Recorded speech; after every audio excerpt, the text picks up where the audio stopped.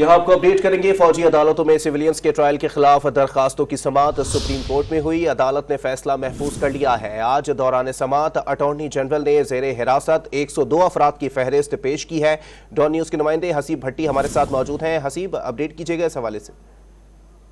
आज की जो समाअत थी इसके ऊपर ज्यादातर जो है वो फुल कोर्ट के हवाले से दलाइल थे, जबकि अटॉर्नी जनरल जो पिछली आखिरी जो समाअत थी उसमें उनके दलाइल जारी थे और आज उसी हवाले से उन्होंने मजीद डॉक्यूमेंट जो जमा करवाए हैं उसमें जो फौजी अदालतों के हवाले से जो फौज के पास 102 अफराद हैं उनकी जो है वो तफसील के साथ जो है ना उनकी आदाद व शुमार अदालत में जमा करवा दी हैं। इसके अलावा आज जो फैसल सिद्दीकी है सोशल जो एक निजी के उनकी जानिब से फुल कोर्ट की दरख्वास्त की गई थी कि फुल कोर्ट बनाया जाए, जिस पर अदालत ने जब ये सफ्तार किया तो एतजाज एहसन जो पटिशनर हैं उनकी जानिब से भी फुल कोर्ट की हमायत की गई, जबकि सलमान अकरम राजा ने इसकी मुखालफत की और उन्होंने कहा कि मैं एतजाज एहसन की इस बात की हमायत करता हूँ कि इस केस का जल्द फैसला किया जाए।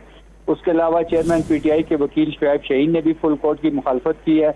सुप्रीम कोर्ट बार के सदर और जो वकील हैं उनकी जानिब से आबद जुबैरी उन्होंने भी फुल कोर्ट की मुखालफत कर दी, जबकि जो लतीफ खोसा हैं उनका कहना था कि हम तो पहले ही कह चुके हैं कि फुल कोर्ट बनाया जाए, मगर 2 जजेस बेंच छोड़ गए और एक पर एतराज कर दिया गया।